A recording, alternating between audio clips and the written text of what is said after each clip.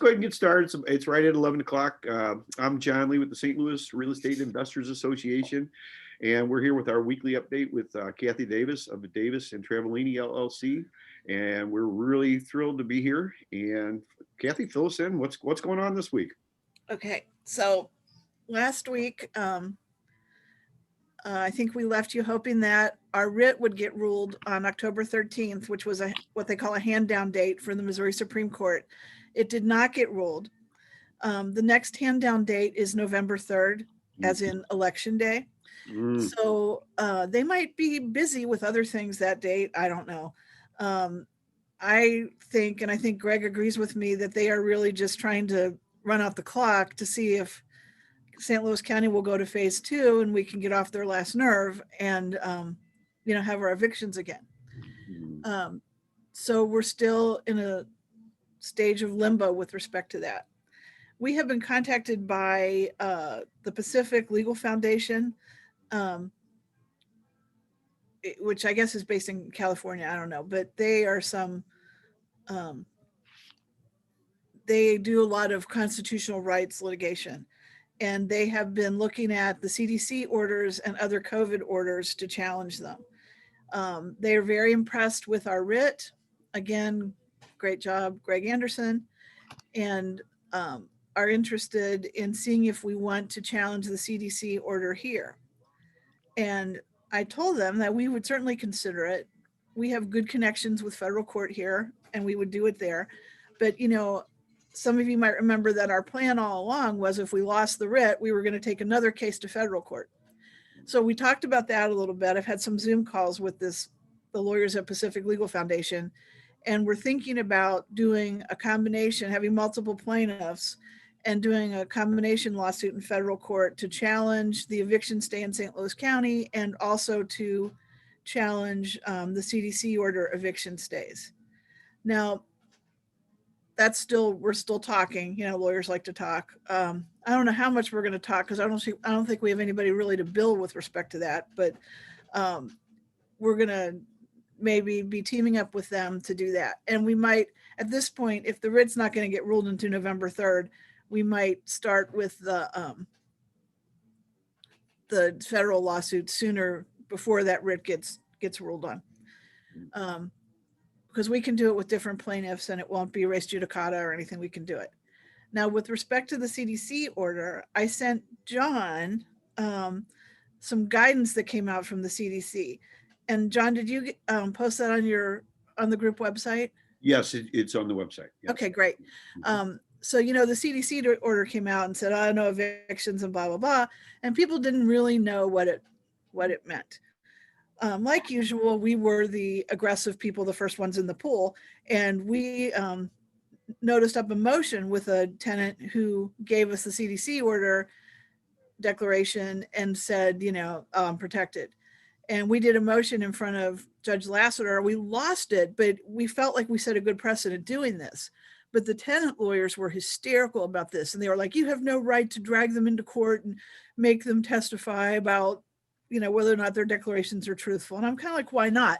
And my argument to the presiding judge in the county was we should let the trial court judges have these motions and decide who they believe, just like we do with everything else, who's being truthful, whose evidence is better. But since then, we've gotten this CDC clarification, which basically says that we have the right to do that. We have the right to do every part of the eviction except the sheriff set out. According to their order. And now is that time of year, or getting close to that time of year, when we would be telling our landlords anyway, hey guys, if you want to get somebody out this year yet, you want to get on the docket this year, we have to file soon because, we lose, in traditional times, we lose a week at Thanksgiving. The courts are not really having dockets and operating the last couple of weeks of the year. A lot of times the sheriffs won't go out then. It's more difficult to schedule. So we're almost at the point where if we could be sure that January 1st was going to be our go date for executions, we'd be okay with it. We wouldn't be able to do much better than that anyway. Now, that's not counting the backlog of already issued judgments that we have. That's just for new suits. So once we got the word out to our landlords, that, about the CDC clarifications, we got a flood of new suits this week. Good for us. We're happy to have the work. And, but that also means that, that you might want to think about getting stuff on file, because I'm sure other lawyers and other landlords are thinking the same thing. And so we could end up with, more than our remote dockets can handle for the next few dockets of the year. So that's what's going on with that. I think I'm going to turn it over to Chris. Unmute yourself if you can for a sec. And Chris has some news about his counties. Well, I mean, as far as news, I don't know. Last time Kathie probably told you that Jefferson had been temporarily shut down. Well, they've apparently, the spread has slowed, so they are back open for landlord tenant cases only. So that's a positive. St. Charles County is pretty much, rocking and rolling like they always have been. They've been pretty clean. They had a minor shutdown, but not bad enough that the landlord cases couldn't be filed. Someone in their cleaning crew, I believe, got sick. The city is just, we're chugging along. We've got, court dates, and we're moving along pretty regularly. The only difference being that we can't use the sheriff at least until November 6th in the city. And I'm not optimistic anymore that it's not going to get extended, but we don't know that for sure. Like anything else, we've been telling our clients, get people into court. We'll see if we can work with them. The ones who, aren't responding to you and they don't seem like aren't going to move voluntarily, might as well get them into court, and possibly we may be able to evict them like normal on November 6th if Judge Burleson sees the error in his ways, or really, I think the issue is the city. If the city ever gets out of their own way and actually issues checks, which I have had one landlord get a check on. I had my first one get a check from the CARES Act. Of course, they didn't listen to me and sent it to my landlord, and I need to see. I haven't seen what it looks like yet, and what strings are coming attached with it. So, but we have actually seen some getting approved and checks being sent out. So at least they are out. The money is really out there. At least we have actual proof. I have no idea if, how far the backlog is. I'm hearing now it's about a month turnaround in the city, but who knows how quickly they're actually getting them out. A lot of it depends on the tenant and the landlord on how quickly they can prove to the city's satisfaction that they are in fact deserving of the money. So other than that, everything's kind of moving forward pretty smoothly, and I'm telling people just get stuff on file unless you think you can work with the tenants, and then then maybe work with them a little bit longer. But we'll see what happens on November 6th as far as the executions. Now, I'm pretty sure Kathie told us last week, we have been able to move forward with evictions on unlawful detainers. They are making me jump through a few extra hoops to get that. But if you do have something that's not rent and possession based, you can feel confident that you'll be able to get a judgment. Now, one thing you want to make sure if you're doing this yourself, that you properly plead it and get the judge to issue the right order, because the sheriff is requiring specific language in the judgments in order to move forward on it. And the presiding judge, unfortunately, is as well. So we're having to go back and ask judges on filing motions to get that language put in prior judgments, and making sure on ones that I'm moving forward with on, that we will have those in the future. So that's something to think about if you're filing on your own, or if you've got an attorney working for you, may not know that. It's, just more hoops we got to jump through. Well, I want to tell you that one of the usual members of this call had responded to my question about if anybody's negotiating with one of these, grant funders, share it with me. And this person has really been jumping through the hoops. We've exchanged multiple emails, and I really appreciate their sharing with me what the process is. But the tenant in the situation applied, or she has two tenants. The one tenant applied and I guess went incommunicado, and the other one was through the Urban League, and they were claiming they'd never heard from the tenant. And so the landlord has been proactive and has been trying to get involved in the process and keeping communication flowing. It's hard to know for sure, when they both say they're not getting communication, whose fault it is. But it seems like the only one who really has any incentive to try hard here is the landlord. So if your tenant says they're getting a cold shoulder or not getting information back, try to get try to get directly in touch with the funder. And this person contacted someone from the city, from their COVID relief, and they told the person to call the United Way. And the United Way was able to direct the landlord to the Urban League and find out some things about the status of this aid application. So I would suggest landlords should start calling. You know, if your tenant's supposed to be getting aid, call to confirm that they're getting it, then call the aid provider to see if you can help them with documentation. I think that the pressure has to be on. I don't know what these people are doing, sitting around with their feet on their desk, you know, that kind of thing, or just hopelessly disorganized or hopelessly overworked. But you definitely should be getting in that arena and working it to get your money. We also had one in the county where my client is an elderly person, a cancer survivor who's been stuck in Florida because of the pandemic and doesn't have access to every single one of his records. And that one, the aid provider was Better Family Life. And so I stepped in to try to help. And, you know, I would email this person from Better Family Life and it would take a week to get back to me on anything. And then when she finally kind of got engaged with us and started responding more promptly, she was asking for things that are really ridiculous. And I feel like a lot of these aid providers don't understand the situations of the landlords and they don't understand the law in Missouri. In Missouri, you know, I can file a rent in possession on behalf, naming the management, the agent for the landlord, the management company, or the actual owner. I mean, it depends on how our clients want us to do it, but we don't have to name the actual owner. And this aid worker was all tied up in, well, he's going to have to report this on his taxes. She didn't understand single member LLCs and pass-throughs and, you know, anything like that. I mean, it's very, you know, time consuming to straighten them all out on this. I mean, I think they should have the lease and the ledger and the lawsuit, which is a sworn affidavit, and that should be good enough. But they're asking for all kinds of additional paperwork and documents. They're from the government and they're here to help. So I think it might be worthwhile to you to work those aid things and, you know, to get your money, but you might have to be prepared for delays, non-responsiveness, and unrealistic or unfair requests for documentation. I'm trying to think if we had anything else. I think the big news was we don't have the writ yet, and the CDC things that you should read the document. We gave it to John. He's posted it on your group's website, and that will tell you, you know, pretty clearly that we're allowed to do everything except possibly the sheriff execution.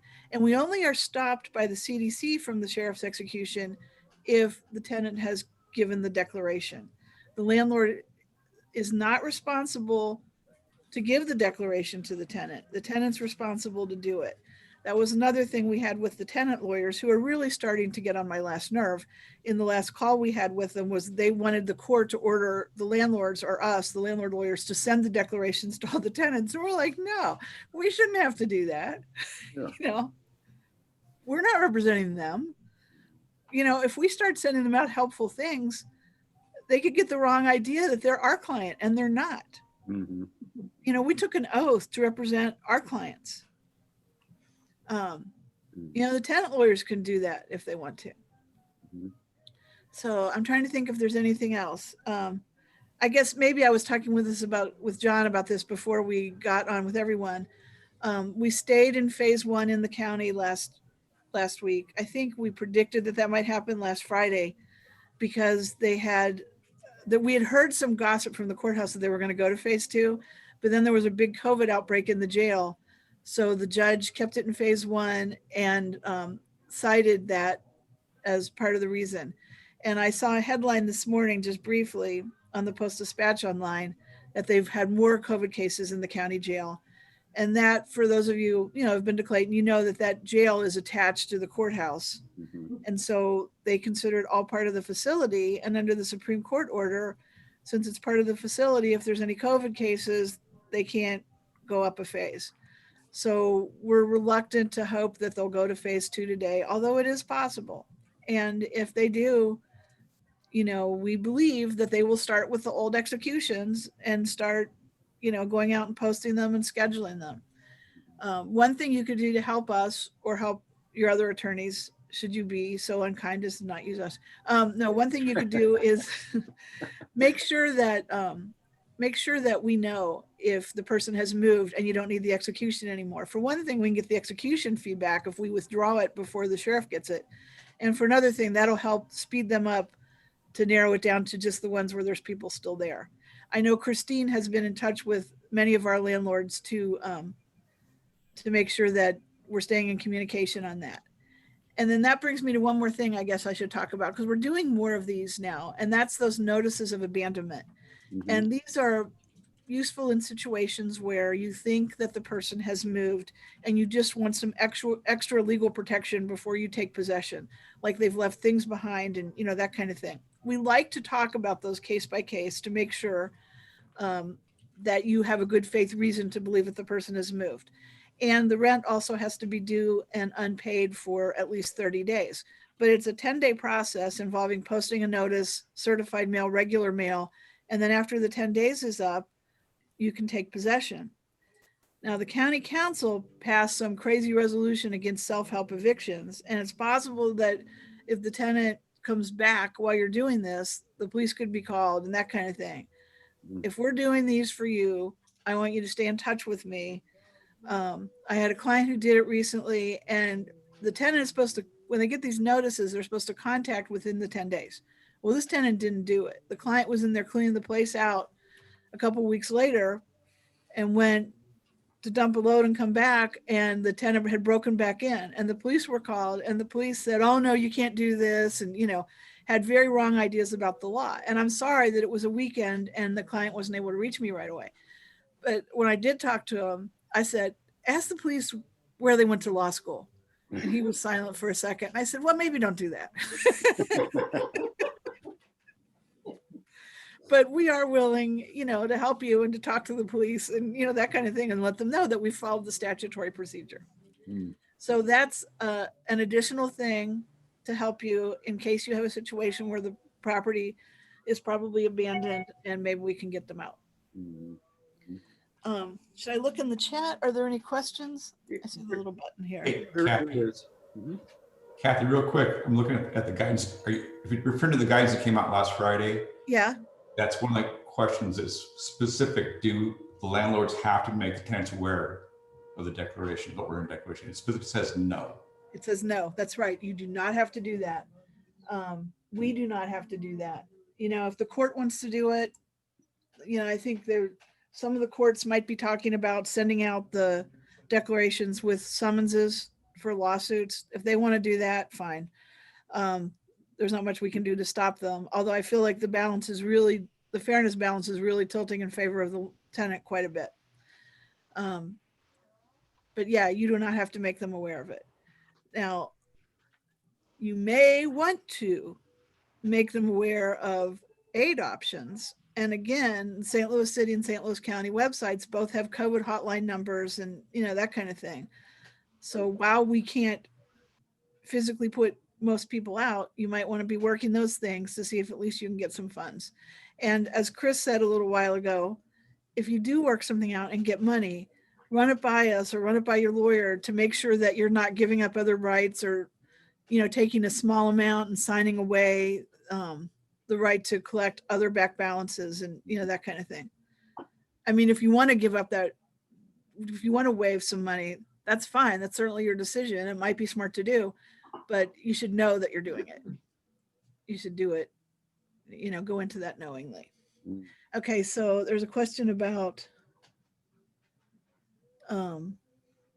CARES Act allow tenant bill for MSD bill case. MSD is so difficult to deal with, and by statute, they can lien the property, and they are often uncooperative as far as letting the owner know about MSD bills. Our advice is usually just pretty much across the board. If you're leasing a property and you want the tenant to pay the MSD bill, just pay the MSD bill yourself and include that amount in the rent. It's just such a pain. If it's in your lease that you can bill for MSD as one of the utilities, then you can. We can't evict just based on that. But you can add it to their balance. Mhm. If it's in your lease. Yeah. Okay. Do we have any other questions or comments? Yes, I have a question. Okay. Good morning to everybody. Hi. My question is, I'm looking for a real estate attorney, basically to look over documentations. Can you recommend me somebody? Like, contracts and things of that nature. Yeah, Chris in my office can do that. Okay. Chris, look happy. You got work.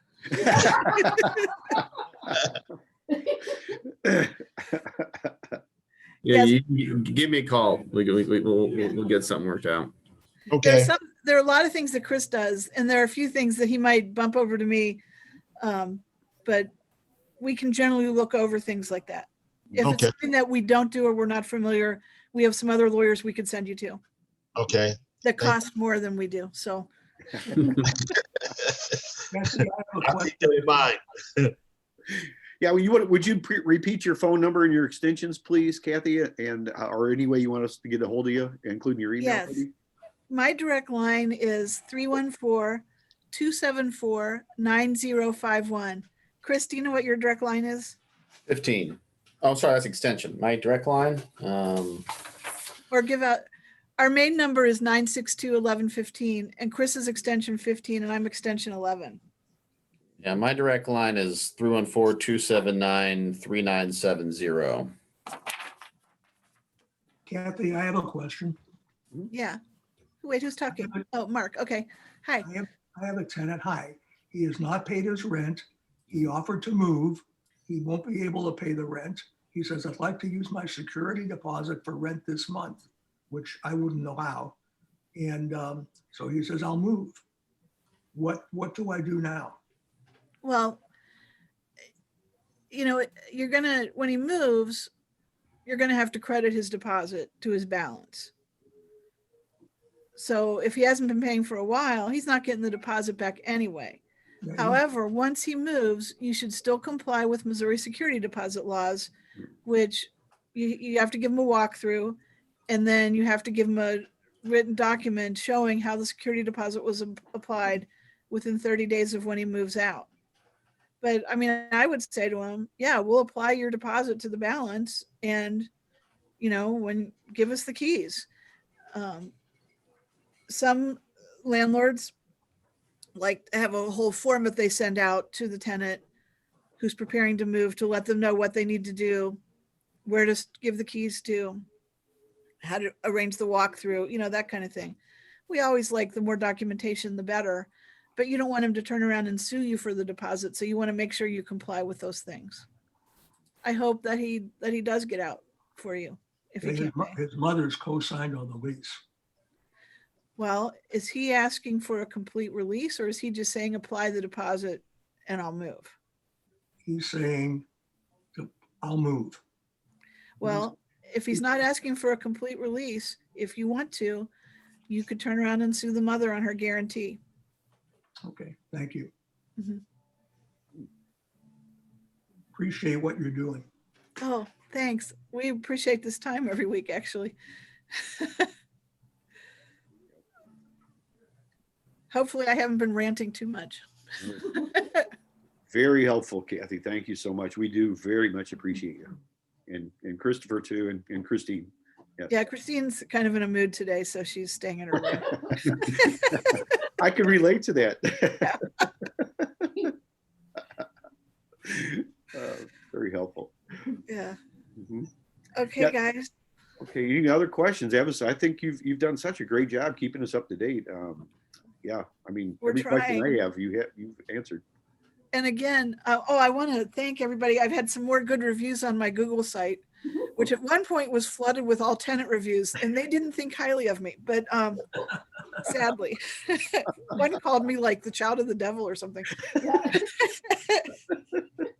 But one of your members, convinced me that I should probably pay attention to that and, maybe put some good reviews on there. And you guys have been great doing that. I really appreciate it.